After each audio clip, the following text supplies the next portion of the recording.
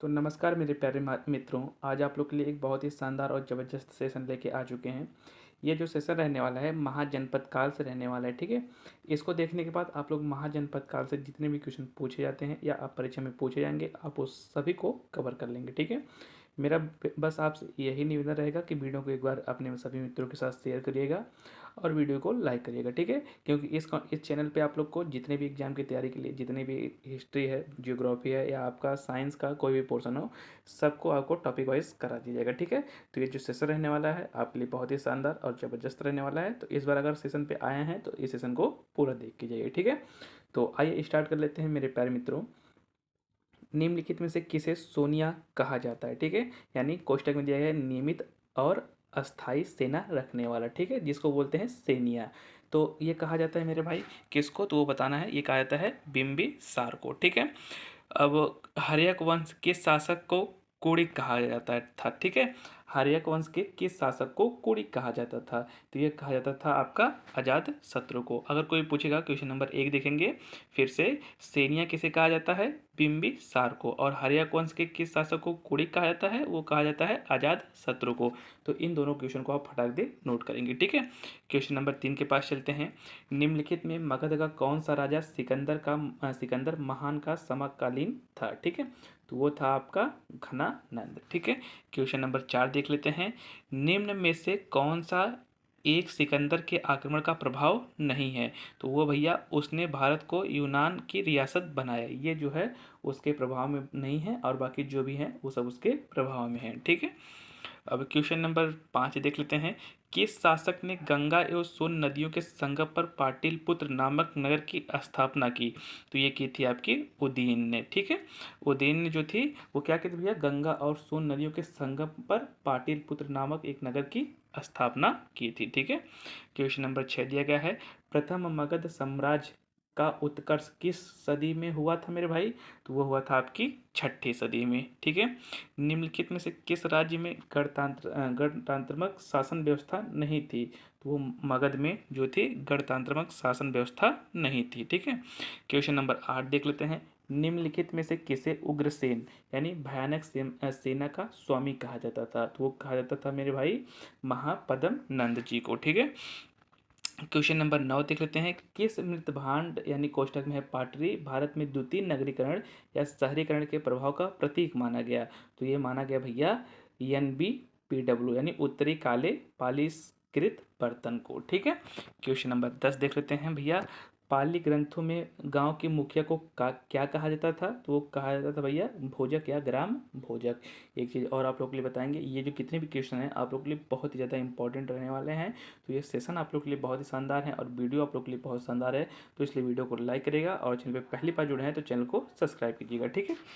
तो आइए question number 11 देख लेते हैं। निम्नलिखित में से कौन सा सिकंदर के साथ भारत आने वाला पहला इतिहासकार नहीं था, तो वो है आपका हेरोडेट्स, ठीक है, हेरोडोट्स। नंद वंश का संस्थापक कौन था मेरे भाई, तो वो था आपका महापद्म नंद, ठीक है। ग्रीक यूनानी लेखकों द्वारा किससे अग्निमीज या जेंडरमीज कहा गया, तो वो कहा गया मेरे भाई घनानंद को, ठीक है। क्वेश्चन नंबर 14 देख लेते हैं। प्राचीन भारत में पहला विदेशी आक्रमण किसके द्वारा किया गया, तो वो किया गया ईरानियों के द्वारा, ठीक है। बहुत ही मज़ेदार मज़ेदार क्वेश्चन, सेलेक्टेड क्वेश्चन है, किसी ना किसी एग्जाम में आए हुए हैं, इसलिए ये वीडियो के लेके आए हैं कि जितने भी बच्चों का एग्जाम है महाजनपद काल से उनका सभी टॉपिक कवर हो जाए, ठीक है। अब क्वेश्चन नंबर 15 देख लेते हैं। नंद वंश का अंतिम सम्राट कौन था, तो वो था आपका घनानंद, ठीक है। भारत में सिक्कों यानी मुद्रा प्रचलन कब हुआ, तो ये हुआ था मेरे भाई 600 ईसा पूर्व में, ठीक है। क्वेश्चन नंबर 17 देख लेते हैं। मगध के किस प्रारंभिक शासक के राज्यारोहण के लिए अपने पिता की हत्या और इसी कारण अपने पुत्र द्वारा मारा गया, तो ये है भैया अजात शत्रु, ठीक है। क्वेश्चन नंबर 18 देख लेते हैं। ईरान के खमनी वंश के किस शासक ने भारतीय भूभाग को जीतने के बाद उससे फारस साम्राज्य का 20वां प्रांत बनाया, तो ये भैया डेरियस या दायर बाहु फर्स्ट ना, इसका दो नाम है, क्या नाम है भैया, डेरियस या दायर बाहु फर्स्ट। क्वेश्चन नंबर 19 देख लेते हैं।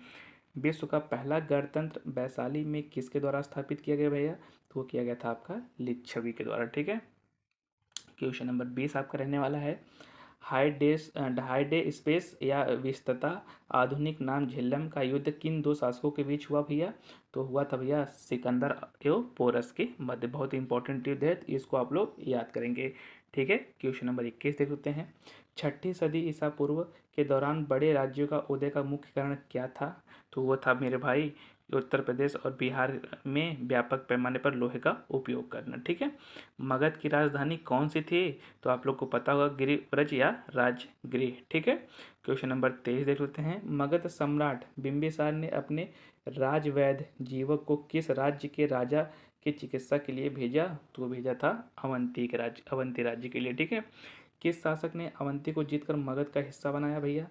वो शिशुनाग ने। ठीक है, क्वेश्चन नंबर 25 देख लेते हैं। निम्न में से कौन सा बौद्ध ग्रंथ 16 महाजनपदों का उल्लेख करता है? तो वो करता है अगुंतर निकाय। ठीक है, जो बौद्ध के 16 महाजनपदों का उल्लेख करता है। ठीक है, किस मगध ने अंग का विलय अपने राज्य में कर लिया? तो ये भैया था बिंबिसार ने। ठीक है, बहुत ही इंपॉर्टेंट और सेलेक्टेड क्वेश्चन है। बार बार आपसे कहेंगे ये शानदार आप सेशन आप लोग के लिए बहुत शानदार है और वीडियो आप लोग के लिए बहुत शानदार। इस वीडियो को 1 से 2 बार देखिए और अपने जितने भी क्वेश्चन है उन सबको कवर कर लीजिए। बिल्कुल मेहनत और लगन से लग जाइए और प्रण लीजिए कि 2024 के लास्ट तक जाते जाते हमको अपनी एक सीट किसी न किसी एग्जाम में पक्की करनी है। ठीक है, शिशुनाग ने किस राज्य का विलय मगध साम्राज्य में नहीं किया? तो वो भैया काशी का जो विलय था वो शिशुनाग ने मगध में नहीं किया। निम्नलिखित में से कौन सी एक मगध साम्राज्य की राजधानी नहीं रहा? तो वो है आपकी कौशाम्बी। ठीक है, क्वेश्चन नंबर 29 देख लेते हैं आपका। ईरान के खमनी वंश के किस शासक ने भारतीय भूभाग को जीतने के बाद उससे भारत साम्राज्य का 20वां प्रांत बनाया? तो वो बनाया था भैया डेरियस या तैरबाहु प्रथम ने। ठीक है, इस क्वेश्चन को हमने पहले कर लिया था। ठीक है, क्वेश्चन नंबर 30 देखते हैं। काशी और लिच्छवी, ठीक है, का विलय मगध साम्राज्य में किसने किया? तो आपको पता ही होगा अजातशत्रु ने। ठीक है, क्वेश्चन नंबर 21 देख लेते हैं। हाइडे स्पस या विस्तृता आधुनिक नाम झेलम का युद्ध किन शासकों के बीच हुआ? सिकंदर और पोरस। इसको हमने पहले ही कर लिया था। ठीक है, और 323 ईस्वी में ईसा पूर्व सिकंदर महान की मृत्यु हुई थी। कहाँ पर हुई थी भैया? बेबीलोन में। याद रखेंगे इसको। ठीक है, मोस्ट इंपॉर्टेंट क्वेश्चन आप लोग देख सकते हैं। एक भी ऐसा क्वेश्चन नहीं है जो छोड़ने लायक है, सब इंपॉर्टेंट क्वेश्चन है, इसलिए आप लोग सबको कवर करते चलेंगे। ठीक है, क्वेश्चन नंबर 33 दिया गया है। किस शासक द्वारा सर्वप्रथम पाटलिपुत्र का राजधानी के रूप में चयन किया गया? तो वो किया गया था भैया उदयन के द्वारा। ठीक है, सिकंदर के आक्रमण के समय उत्तर भारत पर निम्नलिखित राजवंशों में किसका एक शासन था? तो वो था आपका नंद वंश का। ठीक है, 16 महाजनपदों की सूची उपलब्ध है भैया, तो वो है आपके अगुंतर निकाय में। ठीक है, क्वेश्चन नंबर 36 देख लेते हैं। निम्नलिखित में से कौन सा एक ईसा पूर्व 6ठी सदी में प्रारंभ में भारत के सर्वाधिक गई थी शक्तिशाली नगर राज्य था? तो वो था भैया आपका मगध। ठीक है, क्वेश्चन नंबर 37 देख लेते हैं। अभिलेखीय साक्ष्य से प्रकट होता है कि नंद राजा के आदेश से एक नहर खोदी गई। तो ये खोदी गई भैया कलिंग में। ठीक है, फिर क्वेश्चन नंबर 38 देख लेते हैं। पहला ईरानी शासक जिसने भारत में कुछ भागों को अपने अधीन कर लिया वो कौन था भैया? वो डेरियस था। ठीक है, क्वेश्चन नंबर 39 देख लेते हैं। उज्जैन का प्राचीन नाम क्या था भैया? अवंतिका। इसको आप लोग याद रखेंगे। महाजनपद काल में श्रेणियों के संचालक को क्या कहा जाता था? वो कहा जाता था श्रेष्ठीन। ठीक है, गृहपति का अर्थ कौन है भैया? तो हो जाएगा धनिक किसान। ठीक है, इसी के साथ जो होता है ये लास्ट क्वेश्चन था आपका। गृहपति का जो अर्थ है वो धनिक किसान। इसी के साथ जो ये सेशन होता है शानदार आपका समाप्त होता है। उम्मीद करते हैं ये सेशन आप लोग को बहुत अच्छा लगा होगा, बहुत पसंद आया होगा।